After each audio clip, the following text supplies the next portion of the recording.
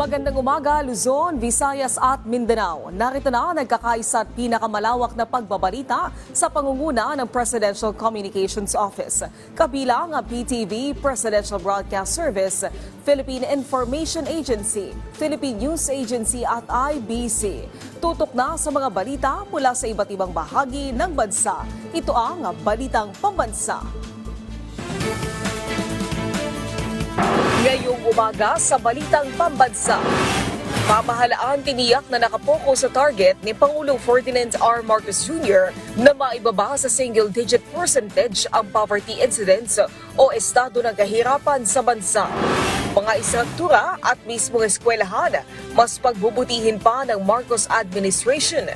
Department of Health nanawagan sa publiko na maging alerto sa mga sakit na dulot ng tag-init ngayong Semana Santa. At mga pasaherong uuwi sa kani-kanilang probinsya o di kaya'y magbabakasyon. Inaasahang dadagsa sa mga pantalan at bus terminal ngayong Miyerkules Santo. Ang live update tungkol dyan, tutukan.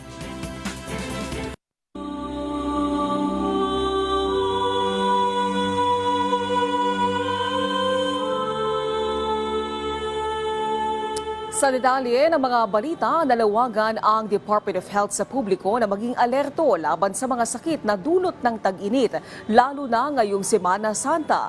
Mga pulis at Philippine Coast Guard naka-alerto na rin. Ang detalye sa Balitang Pambansa ni Clazel Pardilla ng PTV.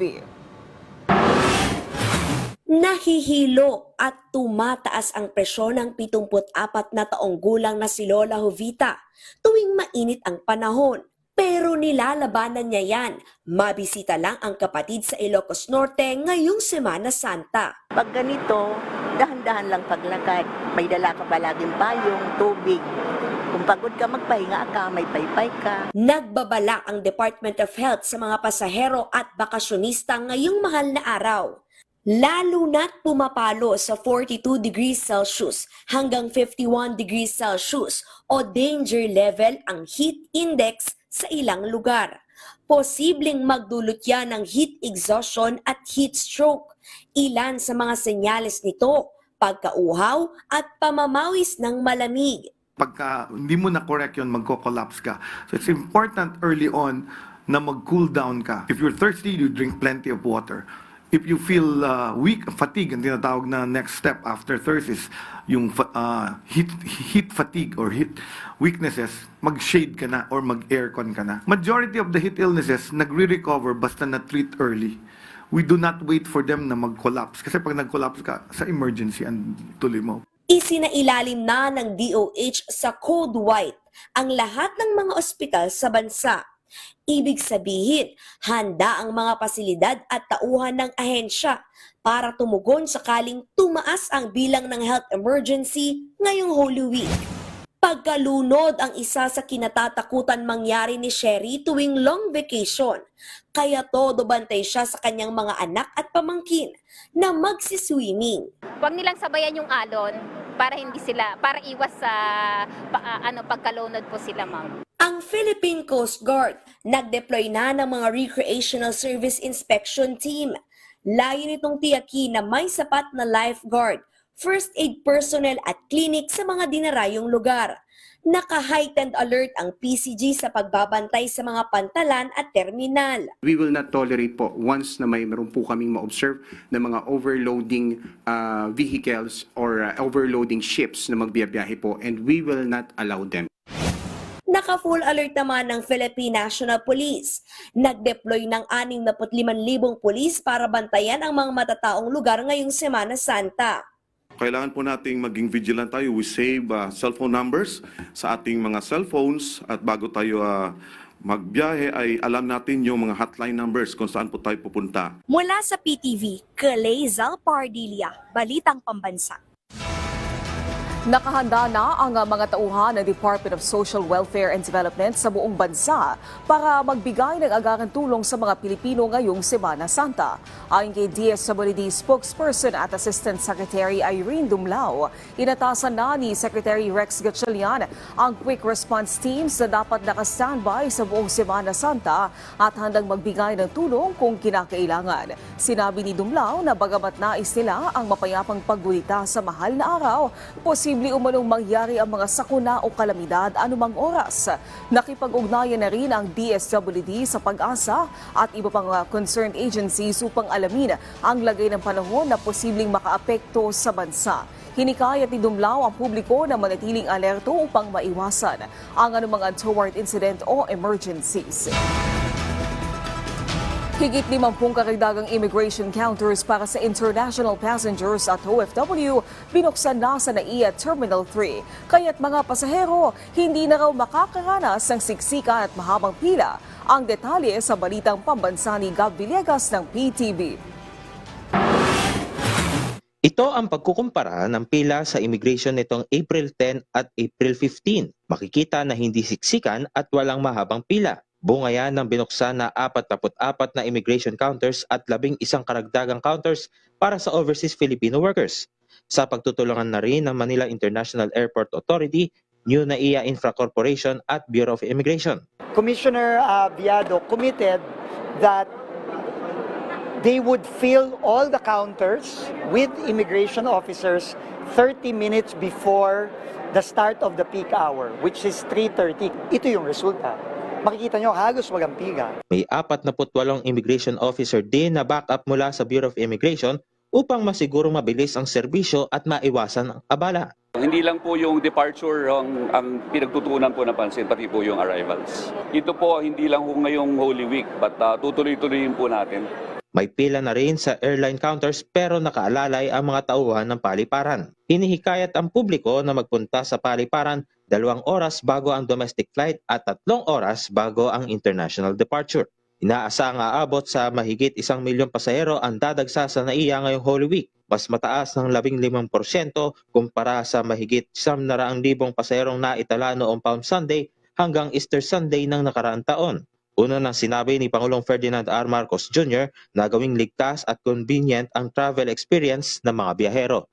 Mula sa People's Television Network, Gab Humilde Villegas para sa Balitang Pambansa.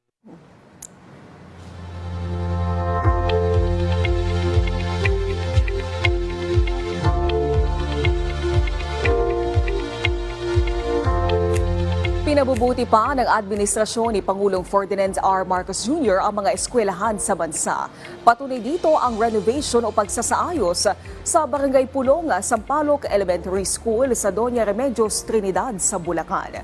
Layo ng proyektong ayusin ang mga paaralan para mas epektibong makapaghatid ng edukasyon at mas maging komportable ang mga estudyante. Ang proyektong ito ay bunga ng pagtutulungan ng 51st Engineer Brigade ng Armed Forces of the Philippines at 356 Expeditionary Civil Engineer Group ng United States Air Force. Refleksyon din ito ng matibay na dedikasyon ng parehong sandatahang lakas ng Pilipinas at Estados Unidos sa pagtupad ng mga makabuluhang proyekto para sa komunidad. Tumaas ang personal remittances ng overseas Filipinos nito lang buwan ng Pebrero. Ayon sa Bangko Sentral ng Pilipinas, 2.6% ang itinaas ng ipinapadalang pera ng mga Pinoy abroad. Katumbas yan ang higit $3 billion or higit 150 billion pesos at mataas sa 2.95 billion pesos noong Pebrero 2024. Lumalabas sa datos ng BSP na nangunguna ang Estados Unidos sa personal remittances. Mahigit 40% ang ambag ng mga taga-United States sa kabuang pinapadalang pera ng mga Pinoy abroad. Sinundan ng Singapore, Saudi Arabia at United Arab Emirates. Target ng National Food Authority na palawigin sa 15 araw ang buffer stock sa bigas. Ito ang supply na pwedeng gamitin sa panahon ng emergency gaya ng bagyo at pandemya. Sa ngayon, puspusan ang pagbili ng palay ng ahensya sa mga magsasaka para maitaas ang buffer stock at matulungan ang mga local rice farmer na kumita ng maganda. Nakabili na ng mahigit sa 2 milyong sako ng palay ang NFA mula sa mga magsasaka, habang aabot naman sa mahigit 7 milyong sako ng bigas ang inventaryo ng ahensya. Alinsunod sa layunin ni Pangulong Ferdinand R. Marcos Jr. na mapalago ang local production para sa food security, mas pinalalakas pa ang produksyon ng hybrid rice seed. May balitang pambansa si Vel Custodio ng PTV. Idinaos ang kauna-unahang Harvest Festival para sa hybrid rice seed production sa Davao Oriental noong nakaraang linggo. Mandato ito ng Administrative Order No. 9 ng Department of Agriculture sa pagsusulong at pagpapaunlad ng production ng hybrid na palay. Kinikilala nito ang kahalagahan ng pagsuporta sa lokal na produksyon ng binhi, isang hakbang para palakasin ang industriya ng agrikultura. Based po doon sa aming policy, dapat po 60% ang ating imported seeds, 40% po yung local. But this year, we aim to reverse that na maging 60% po ang ating locally produced seeds and 40% po yung ating imported. Ang paggamit ng hybrid rice seeds ay nagdudulot ng mas mataas na ani. Dahil ito ay disease resistance, mas matatag ang uri ng binhi na akma sa klima ng bansa. Mapapataas ito ang rice production, kaya bababa ang pagdedepende sa imported na binhi. We are using locally produced seeds, yung productivity ng ating mga farmers ay na i-increase po sila at alam naman po natin hybrid is mataas din po ang yield nito. At the same time, kung locally produced po is mas mababa po ang production cost noon. So definitely, increase income din po sa ating mga producers. Matatanda ang itinaas pa ang pondo para sa Rice Competitiveness Enhancement Fund o RCEF. Ito ay para sa mechanization, seed development, propagation and promotion, expanded rice credit assistance at rice extension services. Yung RCEF ay naging 30 billion na po yung ating annual budget for that. So talagang we are working towards achieving po yung goal na production namin this year na mapataas po talaga yung aming rice production. Kasama sa layunin ni Pangulong Ferdinand R. Marcos Jr. ang pagpapalago ng lokal na produksyon para sa food security. Mula sa People's Television Network, Vel Custodio, Balitang Pambansa. Tiniyak ng pamahalaan na nakapokus si Pangulong Ferdinand R. Marcos Jr. na maibaba sa single-digit percentage ang kahirapan sa bansa. Ang detalye sa Balitang Pambansa ni Alvin Baltazar na Radyo Pilipinas. Tiniyak ng pamahalaan ang komitment itong maibaba ang estado ng kahirapan sa bansa at maabot ang target ng administrasyon na gawing single-digit ang poverty incidence. Sa Malacanang briefing, sinabi ni DSWD Spokesperson Assistant Secretary Iron Dumlao na hindi tumitigil ang gobyerno sa pagbuo ng mga interventions upang sumadsad sa kahirapan ng ating mga kababayan at makaalis sa poverty line ng mga Pilipino. Whole of government at nation approach na ani Dumlao ang ginagawang pamamaraan ng pamahalaan sa pagtugon sa kahirapan at kasama rin dito ang mga nasa pribadong sektor. Ilan sa intervention sa ni Dumlao na kanilang ipinatutupad ay ang 4 piso ang Pantawid Pamilyang Pilipino Program at naririyan din niya ang assistance to individuals in crisis situation. As to timeline, sabi nga po ni Pangulong Marcos Jr., dapat maibaba natin ang poverty incidence to a single-digit percentage before the end of his term.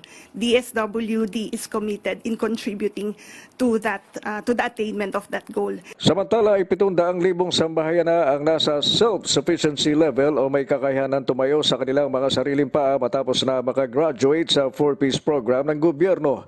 Ito ayon kay DSWD Assistant Secretary Irene Dumlao ay base na din sa kanilang datos sa harap ng patuloy na pagtutok sa Poverty Alleviation Program ng pamahalaan. Kaugnay nito ay sinabi ni Dumlao na kanilang titiyakin na hindi na muling bumaba pa ang antas ng estado ng pamumuhay ng mga matagumpay na nagsipagtapos sa 4-piece program. Gagawin niya nila ito sa pamamagitan ng tuloy-tuloy na koordinasyon sa mga lokal na pamahalaan na siyang magbabantay sa status ng mga 4-piece graduates. Nasa mahigit 700,000 household beneficiaries yung naka-reach ng level 3 o yung self-sufficiency level.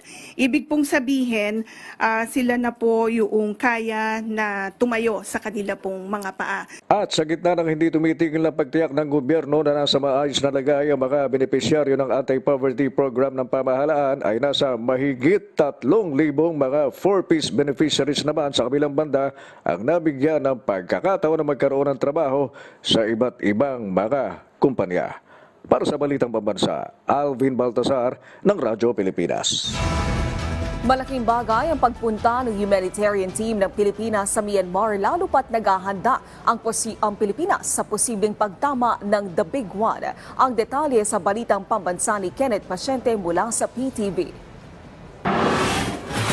Ngayong balik bansa na ang humanitarian team ng Pilipinas na nagtungo sa Myanmar, hindi lamang karanasan ng kanilang bitbit kundi pati na ang aral sa naging epekto ng 7.7 na lindol doon. Ayon sa Health Department, malaking bagay para sa bansa ang pagpunta roon ng grupo. Lalo't nakikitang pagkakataon ito ng ahensya sa paghahanda sa posibleng pagtama ng The Big One sa bansa, lalo na sa pagresponde. What we learned is kailangan pala magkaroon ako sa Department of Health ng logistics and secretariat for these teams that we are developing para centralize na yung aming mga logistics and supply chain. Alam niyo, pag disaster kasi, the main important thing is being able to bring logistics at saka tao to the area affected. So with the help of the Office of Civil Defense and our Air Force, mabilis tayo naka-response. Sinabi rin ni Herbosa na makakatulong ang mga na-deploy si Myanmar na mag-train ng mga future responder bilang paghahanda sa mga kalamidad sa hinaharap. We're going to do continuous training and improvement. In fact, this is my instruction to Dr. Ivy that we start training and accepting new members. Each hospital has about 100 trained personnel. Iba-iba yan. May doctor, may nurse, may logistics, may engineer, merong all these other specialties kasi it's a composite team. And then we continue to get young people to be trained in it. The beauty is na umpisahan na natin. And then these hospitals are also the ones trying to train the other ones that want to be WHO verified. Mayorya ng mga miyembro ng grupo ay mula sa Eastern Visayas na biktima ng bagyong Yolanda noong 2013. Sa ilang araw nilang pananatili roon, umabot sa 100 pasyente kada araw ang kanilang natutukan at nabigyan ng atensyong medikal.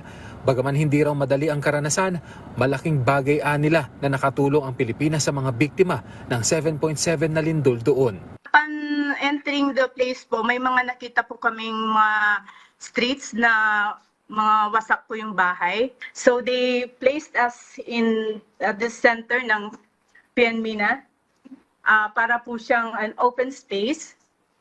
Malaki po yung space dito sa para po siyang market yata to before na operational na kami within 12 hours, nakapag-set up na kami and operational na nakapagbigay na ng service sa Myanmar people. Ikinakasa na raw sa ngayon ang pagkikita ng mga miyembro ng humanitarian team at ng Pangulo na posibleng maganap sa mga susunod na araw. Mula PTV Manila, Kenneth Pasyente, Balitang Pambansa. Nagpaabot ng pakikiramay ang mga opisyal ng Department of Migrant Workers o DMW sa 2 pamilya ng overseas Filipino workers na nasawi sa malakas na lindol sa Myanmar noong March 28. Bukod sa pakikiramay, personal din na ibinigay ni DMW Secretary Hans Leo Kakdak ang tulong pinansyal sa 2 pamilya sa ngalan ni Pangulong Ferdinand R. Marcos Jr. Sinabi rin ni Kakdak na sa pamamagitan ng Philippine Embassy sa Yangon, inaayos na nila ang pagpapauwi sa mga OFW. Nakipag-ugnayan din ang DMW sa mga OFW sa Mandalay at tiniyak sa kanila ang tulong pinansyal mula sa pamahalaan. Mula sa Philippine News Agency, 3 mula sa 5 submersible drones na na-recover sa karagatan ng Pilipinas ay posibleng nagmula sa China. Tinukoy ni Philippine Navy spokesperson for the West Philippine Sea, Rear Admiral Roy Vincent Trinidad, ang unang submersible drone na natagpuan sa Pasukin, Ilocos Norte noong July 2022. Pangalawang drone na na-recover sa Zambales noong September 2022. Pangatlong drone na na-recover sa Calayan Island, Cagayan noong August 2024. Pang-apat na drone na natagpuan sa Initao, Misamis Oriental noong October 2024 at pang-limang drone na natagpuan sa Pascual Masmate noong December 2024. May kakayahan umano ang mga ito na manganap ng mga datos. Dahil dito imlongkahi ni National Security Council Assistant Director General Jonathan Malaya na paigtingin pa ang maritime patrols sa malaking bahagi ng bansa upang mapigilan ang ganitong aktibidad. Mahigit sa 40,000 pulis ang nakatakdang i-deploy sa buong bansa para matiyak ang mapayapang paggunita ng Semana Santa. Samantala, siniguro naman ng LTFRB na sapat ang mga bus na babiyahe para makauwi ng probinsya ang ating mga kababayan. Si Ryan Desiges ng PTV para sa Balitang Pambansa. Pinatitiyak ni PNP Chief Police General Romel Francisco Marbil ang kaligtasan ng publiko ngayong Semana Santa. Ito ay sa pamamagitan ng pinaigting na police visibility sa mga checkpoints. Bukod dito, ay mahigpit ding pinababantayan ng hepe ng pambansang pulisya ang common crimes tulad ng talamak na pagnanakaw. Malimit daw kasi na sumasalisi ang mga kawatan sa mga ganitong pagkakataon. Ang NCRPO tiniyak na all systems go na rin sa pagbabantay sa buong Metro Manila ngayong panahon ng Kwaresma. Marami po tayong mga kababayan na i-enjoy talaga itong mahabang bakasyon na to at may mga maiiwan pong mga tahanan at yan po yung i-ensure natin na babalikan po nila is nandun pa rin po. Bukod sa pagbibigay seguridad ngayong Semana Santa, mahigpit ding pinatututukan ni Marbil sa lahat ng units ng PNP ang pagpapatupad ng gun ban at pakikipag-ugnayan sa mga barangay officials. Pinag-iingat din ng PNP ang publiko sa mga lugar na may napapaulat na kaguluhan dahil sa posibleng surge ng political activities. So tayo po in-ensure po natin na lahat ng ating mga kababayan is magiging safe po kung ano man po ang kanilang mga gagawin. Aabot sa mahigit 40,000 pulis ang ipapakalat ang PNP sa buong bansa. Nananatili naman ang heightened alert status ng PNP para matiyak ang mapayapang paggunita ng Semana Santa. Samantala, ang LTFRB tiniyak na may sapat na bilang ng bus na magagamit ang mga biyahero na uuwi sa kanilang probinsya ngayong Holy Week. Sa QCJI Forum, sinabi ni LTFRB spokesperson Attorney Ariel Linton na abot sa mahigit 1,000 bus units ang nabigyan ng special permit. Mahigpit din daw na ipatutupad ng LTFRB ang zero tolerance para sa mga tinatawag na kamote drivers sa public transport. Ito ay kasunod na rin ng mga aksidenteng naitala na disgrasya sa Commonwealth Avenue kung saan 2 ang naitalang patay. Mahigpit din daw na babantayan ng LTFRB ang mga kolorom na sasakyan na mananamantala ngayong dagsa ang mga pasahero. Kapag kolorom po, delikado pong sumakay dyan dahil una, wala pong inspeksyon yung kanilang mga unit. Yung driver, hindi po natin alam kung ano lisensya niyan o kung yan ano kondisyon ng driver. Samantala, sinuspindi na ng LTFRB ang isang unit ng bus company na nasangkot sa karambola sa NLEX kung saan 13 ang nasugatan. Mula PTV Manila, Ryan Lisiges para sa Balitang Pambansa. Ngayon po ay Miyerkules Santo na. Dagsa na kaya ang ating mga kababayan dyan sa Batangas Port? Alamin natin sa Balitang Pambansa ni JM Pineda ng PTV Live. Naomi, pakapal na nga ng pakapal yung mga pasahero dito sa Batangas Port at karamihan sa mga yan, yung mga nakapila doon sa loob ng pantalan ay mga chance passenger o yung mga ngayon lang bumili ng ticket para makasakay ng barko. Ngayong araw, inaasahan ng pamunuan ng Batangas Port na dadagsa ang mga pasahero sa pantalan lalo pat ngayon ang huling araw ng pasok sa trabaho. Pero nitong mga nakaraan ay may pangilan-ilan na mga pasaherong umuwi sa kanilang mga probinsya para doon mag-Semana Santa. May ilan na rin mga fully booked na biyahe sa pantalan gaya na lamang ng biyaheng Katiklan at mga biyaheng Romblon hanggang Kulasi. Ang Katiklan ay isa sa mga gateway papuntang Boracay na madalas na bakasyonan ng mga Pilipino. Sa kabila niyan, handa umano ang Batangas Port sa pagdating pa ng mga chance passenger o mga walk-in passenger dahil taon-taon daw na nangyayari ito sa mga ganitong sitwasyon. Pero asahan na ang mas matagal na ang biyahe kung ang desisyon mo ay papuntang Katiklan.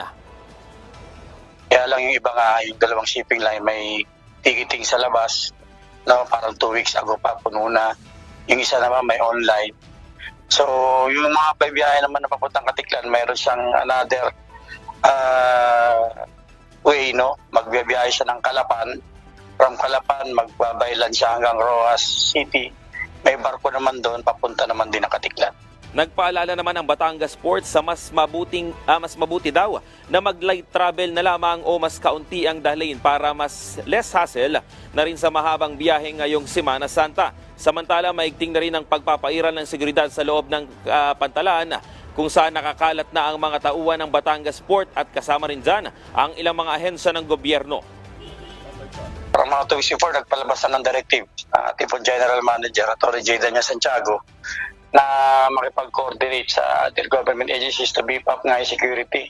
Kung mapapansin mo, meron na rin tayo mga help desk, hindi dyan sa loob ng passenger terminal building, doon sa may gate. Plus, pagdating dyan sa bago dumating ng pre-departure area, meron pa tayong baggage x-ray. So, nag-beef up na yan. No? May mga K9 na rin yung ating mga kasama sa Philippine Coast Guard.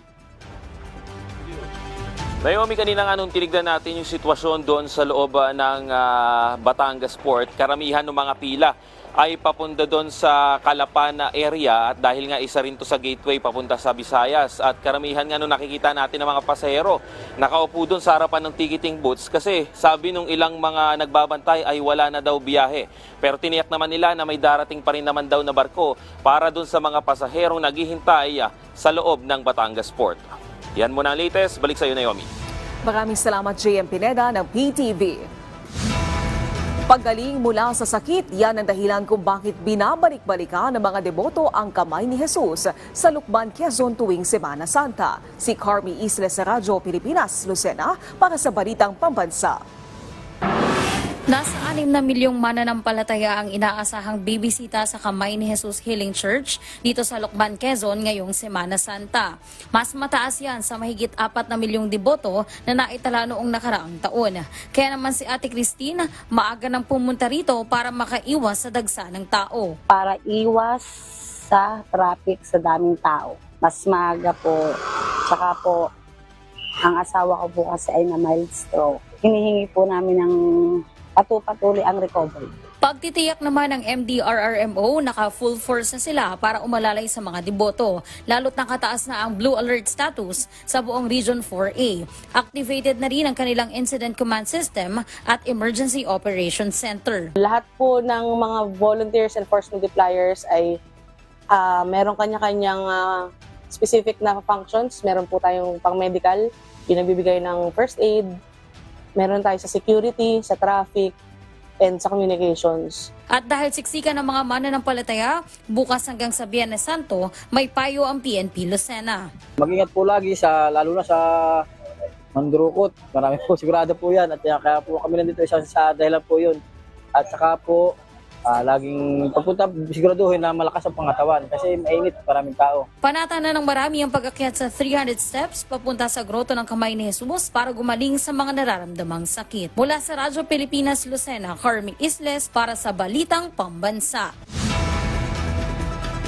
Samantala, alamin natin ngayon ang presyo ng isda ngayong bisperas ng Semana Santa. Si Vel Custodio ng PTV para sa Balitang Pambansa Live. Vel? Naomi, dagsa na ang mga bumibili ng isda dito sa Balintawak Market. Mataas kasi ang demand ng isda ngayong Holy Week. Bagamat bahagyang tumaas ang presyo ng isda sa merkado, ayon sa Department of Agriculture, hindi dapat lalagpas sa 15% ng increase ng presyo ng isda. Kagaya na lang dito sa Balintawak Market na nananatiling nasa tama o mababa pa sa market monitoring ng DA ang presyo. 160 hanggang 190 pesos kada kilo ang presyo na bangus dito sa Balintawak Market. Mas mababa ito sa price monitoring ng DA na 220 pesos kada kilo. Pasok naman sa itinakdang presyo na 160 bawat kilo ang halaga ng tilapia. Habang mas mababa ang presyo ng galunggong dito sa Balintawak Market na 232 pesos kumpara sa price monitoring ng DA na 300 pesos. Ayon sa DA, maaaring mag-adjust pababa ang presyo ng isda sa susunod na linggo. Nagbabala naman ang kagawa ng agrikultura sa mga magsasamantala ng presyo na maaari silang patawan ng kaukulang kaso ng DTI at PNP. Para naman sa traffic update dito sa EDSA Balintawak, bagamat ngayong araw ang inaasahang ng mga biyahero ngayong Semana Santa, pero maluwag pa ang daloy ng trapiko sa magkabilang linya ng kalsada dito sa EDSA Balintawak. Mula sa People's Television Network, Vel Custodio, Balitang Pambansa. Maraming salamat, Vel Custodio ng PTV. Dahil sa lumalaganap na disinformation at nagpapatuloy na tensyon sa West Philippine Sea, isinagawa kahapon ang Utak Forum na pinangunahan ni geopolitical analyst na si Richard Heydarian kasama ang iba't ibang ahensya ng gobyerno, civil society, akademiko at iba pang sektor na may kinalaman sa mga isyong kinakaharap ng bansa. May tema ang pagpupulong na Securing West Philippine Sea at Eleksyon 2025 Integrity, a Whole of Nation Approach na tumatalakay sa patuloy na pagbabantay ng Pilipinas sa soberanya nito sa West Philippine Sea at para sa isang transparent at ligtas sa hatol ng bayan 2025. Samantala, hindi naman nawala sa napag-usapan ang lalong tumitibay na ugnayan at relasyon ng Pilipinas at bansang Amerika sa ilalim ng Trump administration. Sunod-sunod na personalidad ang sinampahan ng kaso ng National Bureau of Investigation o NBI dahil sa umunoy pagpapakalat ng fake news at mapanunsol ng mga pahayag online. Kabilang sa mga kinasuhan sina senatorial aspirant Raul Lambino at dating Duterte Youth Representative Ronald Cardema na silang naglabas umano ng maling impormasyon kaugnay sa pag-aresto kay dating Pangulong Duterte. Kinasuhan din ng NBI si dating presidential spokesperson Harry Roque at vlogger Claire Maharlika Contreras. Bukod sa ubunsod ng kontrobersyal na pulburon video na iniuugnay kay Pangulong Marcos Jr. Lumabas sa forensic test ng NBI na hindi si Marcos ang nasa naturang video. Bukod sa kanila, kinasuhan rin si Mary Joy Lacerda na umano'y mali at mapanlinlang na ginamit ang pahayag ni NBI Director Jaime Bautista sa isang TikTok video. Ayon sa NBI, ang video ay nagdulot ng kalituhan at posibleng nag-uudyok ng galit mula sa mga OFW. Layo ng sunod-sunod na hakbang ng NBI na paigtingin ang kampanya laban sa fake news at mapanirang propaganda sa social media.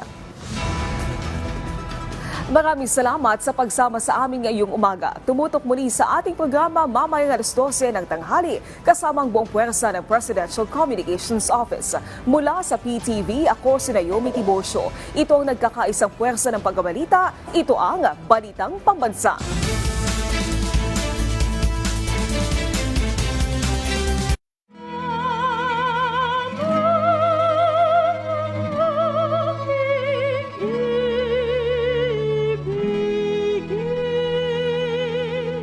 Isang taong pagtatanghal ng kakaibang musika at talento ng Pilipino.